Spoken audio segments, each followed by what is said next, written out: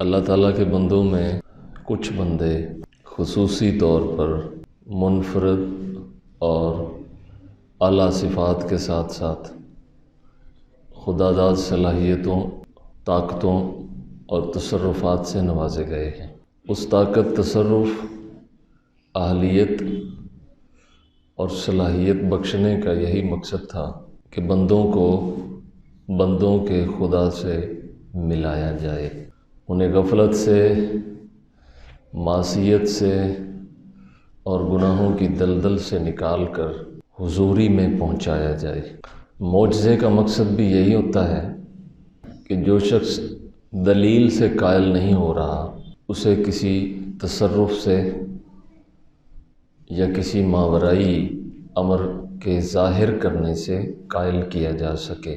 معجزے اور کرامت کا مقصد یہ نہیں ہوتا کہ بندے کو خدا سے ہٹایا جائے، بلکہ معجزہ اور کرامت دونوں کا مقصد یہ ہے کہ بندوں کو خدا سے ملایا جائے۔ اگر خدا سے ملانے کا مقصد بیچ میں سے نکل جائے تو بندہ پرستی کس کام کی، بندے کو ماننا کس کام کا، بلکہ وہ ماننے میں ایسی خرابیاں لازم آتی ہیں کہ آدمی ایمان سے بھی جاتا ہے۔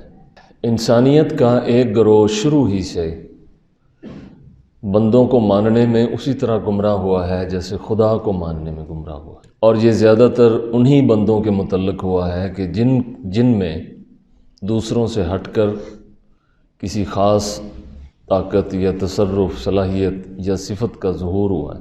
جو لوگ کچھ ایسا نہیں کر دکھاتے جو عادت کے خلاف ہوتا ہے، ان کو مانا بھی نہیں جاتا، تسلیم کرنا بہت مشکل ہے۔ حتیٰ کہ جن انبیاء نے بہت بڑے معجزے نہیں دکھائے، مخلوق ان کی دعوت پر قائل نہیں ہو سکی۔ اگرچہ معجزہ اور یہ خرق عادت یہ بھی ایک خدا کا فضل ہے، لیکن اس سے جو دوسری بات ظاہر ہوتی ہے وہ یہ کہ لوگ اس معجزہ یا کرامت کی بنیاد پر اس بندے کو اولاً تو عجیب و غریب مخلوق اور مختلف طاقتوں اور تصرفات کا حامل سمجھتے ہیں، اور پھر رفتہ رفتہ اسے خدائی صفات کا مظہر کہتے کہتے خدا بنا دیتے ہیں۔ دنیا میں اس وقت سب سے زیادہ عیسائی ہیں، اور عیسائی حضرت عیسیٰ علیہ السلام کو کہ جو زبردست قسم کی طاقت اور تصرف کے مظہر تھے، خدا یا خدا کا بیٹا سمجھنے سے گمراہ ہوئے۔ جس خدا نے انجیل کو اتارا تو اسی خدا نے قرآن مجید کو اتارا۔ جس خدا نے حضرت عیسیٰ علیہ السلام کو پیغمبر بنا کے بھیجا، اسی خدا نے ان سے پہلے بھی اور ان کے بعد بھی نبی مکرم کو پیغمبر بنا کے بھیجا۔ جس خدا نے انہیں مردوں کو زندہ کرنے اور کوڑ اور برس کے مریضوں کو اچھا کرنے کی طاقت عطا کی، اسی خدا نے ان سے پہلے بھی بہت سے پیغمبروں اور ولیوں کو بڑی بڑی اس طرح کی طاقت دے کر مخلوق پر حجت ٹھہرایا۔ خود حضرت عیسیٰ علیہ السلام کی والدہ کہ ان کے محراب میں بے موسم پھل جب اللہ کے نبی نے دیکھے تو اس چیز کو دیکھتے ہوئے حضرت زکریا نے فرزند کی دعا مانگی تو اللہ تعالیٰ نے انہیں یحییٰ پیغمبر عطا کیے، اور ان کی صفات بھی قرآن مجید میں بیان کی۔ جب حضرت مریم سے یہ کہا گیا کہ یہ پھل کہاں سے آتے ہیں، تو انہوں نے یہ نہیں کہا کہ یہ میری بزرگی کی وجہ سے آتے ہیں، کرامت کی وجہ سے، مرتبے کی وجہ سے، بلکہ انہوں نے جواب دیا کہ ہوا من عند اللہ، خدا کی طرف سے آتے ہیں۔ اسی طرح ہر نبی نے یہ اعلان کیا ہے کہ میں اللہ کا بندہ ہوں، کیونکہ نبی خود جانتا ہے کہ یہ کہاں سے ہوتا ہے، یہ سب کچھ جو مجھ سے ظاہر ہوتا ہے یہ کہاں سے ہوتا ہے۔ اسی طرح ہر ولی جانتا ہے کہ مجھ سے جو کچھ بھی ظاہر ہوتا ہے کہاں سے ہوتا ہے۔ اس لیے خدا کا نبی ہو یا خدا کا ولی ہو، وہ اس طرح کی ساری نسبتیں خدا ہی کی طرف کرتا ہے۔ لیکن ہوتا یہ ہے کہ جب یہ لوگ دنیا سے چلے جاتے ہیں تو پھر جو کچھ ان سے ظاہر ہوتا ہے اس کو ان کی طرف منسوب کر کے ان کو اس کا مالک و مختار بنا دیا جاتا ہے۔ یہاں سے کام شروع ہوتا ہے، پھر بڑھتے بڑھتے بڑھتے بڑھتے بڑھتے بڑھتے لوگ شرک تک پہنچ جاتے ہیں۔ تو حضرت عیسیٰ علیہ السلام کو انسانیت کے ایک بہت بڑے گروہ نے اس وقت سے اب تک یہ سمجھا ہے کہ وہ خدا کے بندے نہیں بلکہ کچھ اور ہیں۔ اب اس سمجھنے کے پروسیس میں اور اس دوڑ میں وہ یہاں تک پہنچے ہیں کہ جب وہ بندے نہیں تو پھر ہیں کیا؟ اس پر یہ باتیں ہونی لگی کہ وہ خدا کا کلمہ ہے جو مجسم ہو کر تشریف لائے، مجسم ہو کر۔ ویسے قرآن مجید میں بھی اللہ تعالیٰ نے حضرت عیسیٰ علیہ السلام کو کلمتہ فرمایا ہے، وہ خدا کا کلمہ ہے۔ اس اعتبار سے دیکھیں تو پھر ہر چیز ہی خدا کا کلمہ ہے۔ اللہ تعالیٰ نے ایک اور جگہ فرمایا ہے کہ جب وہ کسی چیز کے پیدا کرنے کا ارادہ کرتا ہے تو وہ اس کے لیے فرماتا ہے کن فیکون، وہ ہو جاتی ہے۔ اب اس کا ارادہ ازلی ہے، جب اس چیز نے ہونا ہوتا ہے اس وقت وہ ہو جاتی ہے۔ تو اس کے ہونے سے پہلے جو اس کا قول کن ہے وہ اس چیز کے ساتھ ہوتا ہے، یعنی کن کی وجہ سے فیکون ہوئی ہے، کن نہ ہوتا تو وہ فیکون بھی نہ ہوتی۔ اب کن کیا ہے؟ یہ کن اس کا قول ہے، یعنی میں کوئی کہتا ہوں کہ ہو جا، ہو جا، تو یہ میرا قول ہے۔ اس سے پہلے میرا ارادہ بھی ہے، میرا علم بھی ہے، یعنی میرا ارادہ، میرا علم، اس کے بعد میری بات۔ پہلے میرا علم، پھر میرا ارادہ، ارادے کے بعد میرا قول۔ تو یہ تین صفات ہیں، علم، ارادہ اور قول۔ پوری کائنات اس میں سے کون سی شے ہے جس کے ساتھ خدا کا علم، خدا کا ارادہ یا خدا کا قول نہیں ہے؟ تینوں چیزیں۔ اس اعتبار سے دیکھیں تو پھر ہر چیز ہی خدا کا کلمہ ہے۔ لیکن خصوصیت سے حضرت عیسیٰ علیہ السلام کے بارے میں وَكَلِمَتُهُ کا لفظ بتاتا ہے کہ آپ کی ذات کو کسی خاص طریقے سے وجود دیا گیا ہے، اور وہ خاص طریقہ یہ ہے کہ آپ کو بغیر باپ کے وجود دیا ہے۔ آپ کی پیدائش میں باپ کا دخل نہیں ہے۔ اب اگر یہ چیز کوئی بہت بڑی چیز ہے یا یہ چیز دلیل ہے کسی شخص کے کہ وہ بندہ نہیں ہے، وہ خدا کی کسی صفت کو جسم دیا گیا ہے یا کلمہ مجسم ہو گیا ہے، تو پھر یہ بات تو حضرت آدم علیہ السلام پر بھی صادق آتی ہے۔ اگر یہ دلیل دی جائے کہ حضرت عیسیٰ علیہ السلام بغیر باپ کے پیدا ہوئے ہیں اس لیے وہ بندے نہیں ہیں، تو پھر بغیر باپ کے تو حضرت آدم بھی پیدا ہوئے ہیں ان سے پہلے، اور خود عیسائی بھی اس بات کو تسلیم کرتے ہیں کہ وہ بھی بغیر باپ کے ہیں۔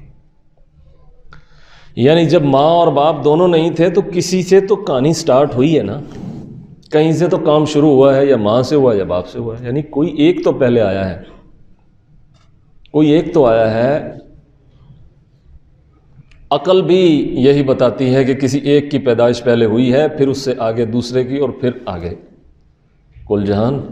اور قرآن بھی یہی بتاتا ہے کہ اے لوگو ڈرو اپنے رب سے جس نے پیدا کیا تمہیں ایک جان سے، خلقکم من نفس واحدہ، ایک جان سے، پھر خلق منہا زوجہا، پھر اس سے بنائی اس کی بیوی، اس سے نکالی اس کی بیوی، اس سے نکال کر اسے اس کی بیوی ٹھہرایا۔ وَبَثَّ مِنْهُمَا رِجَالًا كَثِيرًا وَنِسَاءً، پھر انسانیت پھیلا دی، بے مرد و زن، پھر اس جوڑے سے آگے پھیلا دیے، ایک چیز سے شروع ہوا۔ تو اگر یہ دلیل ہے حضرت عیسیٰ علیہ السلام کی کہ وہ بندے نہیں ہیں، تو یہ دلیل تو صادق آتی ہے حضرت آدم علیہ السلام پر بھی، وہ بھی کچھ اور ہیں۔ تو جو شخص حضرت آدم علیہ السلام کو بغیر باپ کے پیدا ہونے کی حیثیت میں تسلیم کرنے کے بعد کہے کہ حضرت عیسیٰ کی ولادت بغیر باپ کے ہے اس لیے وہ کلمہ مجسم ہے، یہ دلیل ہے کہ وہ بندے نہیں ہیں، تو یہ دلیل اسے حضرت آدم علیہ السلام کے حق میں بھی تسلیم کرنی چاہیے، جبکہ وہ نہیں کرتے۔ تو انسانیت کا ایک گروہ ہے جو انسانوں کی حقیقت بار بار بتانے کے باوجود بھی نہیں سمجھ سکا اور سخت گمراہ ہوا۔ اگر کہیں کہ خدا کا کلمہ خدا کی صفت ہے اور خدا کی صفت مجسم ہو کر آ گئی ہے تو پھر تو کل جہان خدا کی صفات کا مظہر ہے، تو پھر تو کل جہان خدا کی صفات کے مظاہر ہیں اور یہ مجسم ہو کر آ گئے ہیں، تو پھر سب کو ہی خدا مان لیا جائے۔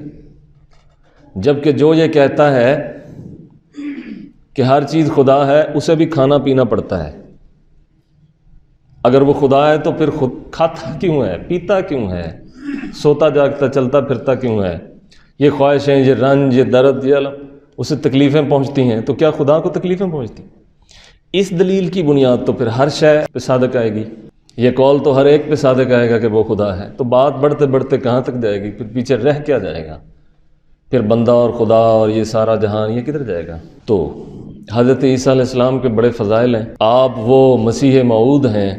مسیح موعود کا لفظ جو ہے یہ اس لیے کہہ رہا ہوں کہ آپ کی ذات جو ہے وہ انسانیت کے لیے راہبر بھی ہے، رہنما بھی ہے، اور اس دور میں جب انسانیت دجال کے مقابلے میں دجال جو ہے وہ شر کا مظہر اتم ہے، یعنی پوری دنیا میں شر نے آج تک اتنا بڑا مظہر نہیں دیکھا، شر کا مظہر پوری دنیا نے نہیں دیکھا جتنا بڑا دجال ہے۔ اس کے مقابلے میں انسانیت کے نجات دہندہ حضرت عیسیٰ علیہ السلام جو اس امت میں دوبارہ سے بھیجے جائیں گے اور پھر نکاح کریں گے اور پھر دفن ہوں گے گنبد خضرا میں، خدا کے بندے۔ لیکن تب تک قرآن مجید میں ہے کہ ان کے فالور ان کے لیے جو بھی کہتے رہیں، لیکن اس وقت وہ مان جائیں گے کہ ہاں یہ تو خدا کے بندے ہیں۔ لیکن تب تک کتنی ارواح ہیں جو پھونکی جائیں گی اور نکالی جائیں گی، جو کفر پر مریں گی، جو شرک پر مریں گی۔ حضرت عیسیٰ کے فضائل میں کوئی شک نہیں ہے، آپ کے اخلاق، آپ کے اوصاف، ہر ایک چیز کا قرآن مجید میں بیان ہے، حتیٰ کہ جو آپ نے توحید بیان کی، جو آپ سے معجزے ظاہر ہوئے، جو کچھ آپ نے مردوں کو زندہ کیا، وہ سارا کچھ کرنے کے بعد بھی آپ یہی کہتے تھے کہ یہ خدا کی طرف سے ہوتا ہے، مجھ سے ہوتا ہے، لیکن غور سے دیکھو کہ میں کرتا ہوں یا پیچھے سے خدا کرتا ہے۔ یہ بھی توحید ہے، اور توحید کو سمجھنے کا اور دیکھنے کا ایک انداز ہے، یعنی اللہ تعالیٰ کبھی تو کوئی مواد اور مظہر قائم کیے بغیر تصرف کرتا ہے، اور کبھی کوئی مظہر بیچ میں لا کر اس میں سے تصرف کرتا ہے۔ یہ مثال دے دیتا ہوں، جیسے سورج کی روشنی ہے تو درمیان میں کوئی چیز حائل نہ ہو تو وہ آپ کو ڈائریکٹ ہیٹ دے رہی، روشنی بھی پہنچا رہی سورج، لیکن درمیان میں کوئی چیز حائل ہو جائے تو وہ چیز کو دیکھیں گے کہ وہ کثیف کتنی ہے۔ اگر تو بہت زیادہ موٹی چیز ہے تو حرارت اور روشنی کم ہو جائے گی، اور اگر وہ بالکل لطیف چیز ہے تو روشنی اور حرارت اس میں سے اسی طرح سے، جیسے باریک کپڑا اگر آگے لگا دیا جائے، آپ باریک کپڑے کے پیچھے کھڑے ہیں تو روشنی اور حرارت آپ کو پہنچتی رہے گی، درمیانی چیز میں سے پہنچتی رہے گی۔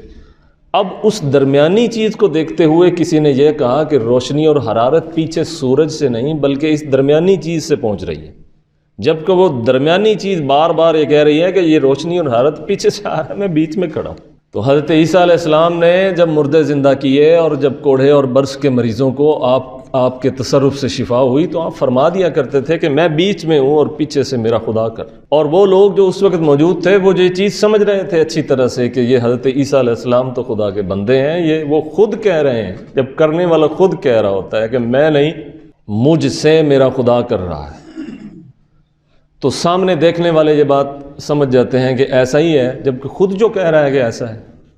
لیکن جب وقت گزر جاتا ہے، جب وہ لوگ گزر جاتے ہیں تو بعد والے لوگ چونکہ سامنے موجود نہیں ہوتے، وہ جب یہ چیز دیکھتے ہیں کہ یہ اپنی مرضی سے جو چاہے کرتا ہے تو اس کا مطلب یہ ہے کہ پیچھے سے اس کا خدا نہیں، یہ خود کرتا ہے۔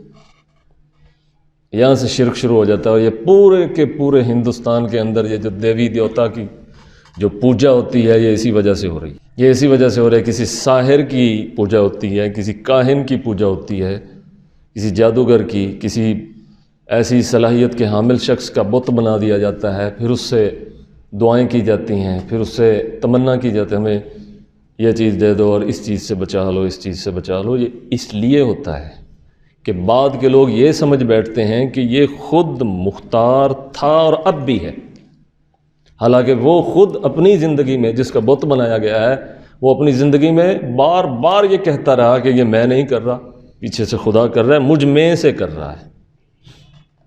تو حضرت عیسیٰ علیہ السلام کے جتنے معجزے ہیں وہ سارے کے سارے یہی ہیں۔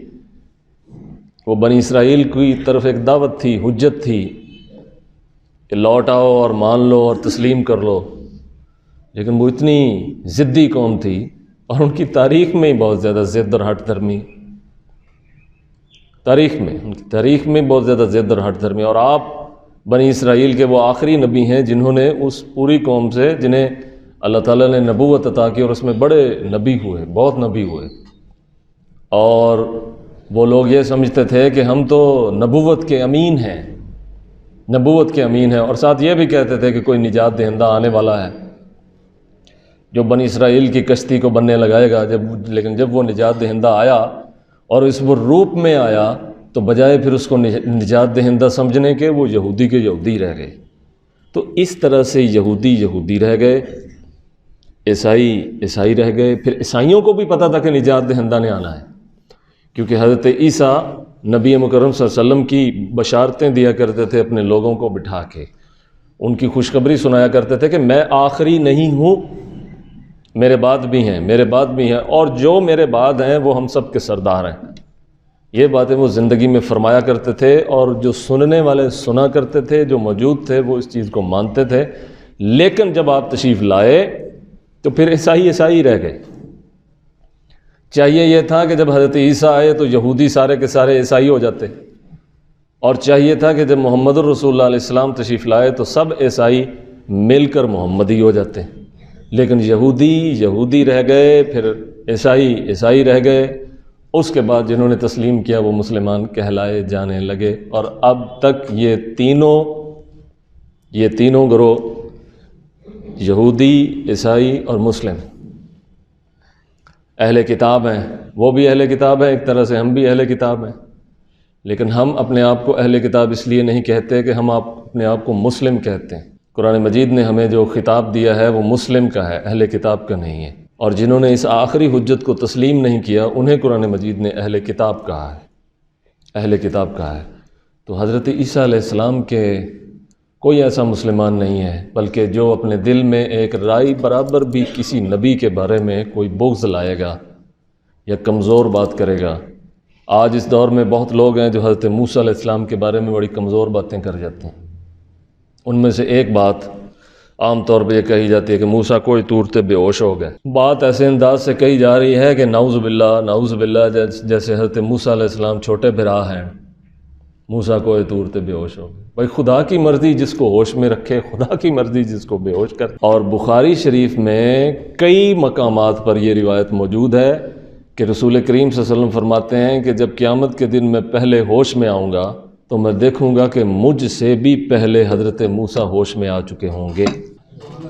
یہ کوئی نہیں سنائے گا، نہ خطیب آپ کو، نہ کوئی مولوی، اس کو چھپا لیں گے۔ یہ سنائیں گے کہ موسیٰ کوئی طورتے بے ہوش ہو۔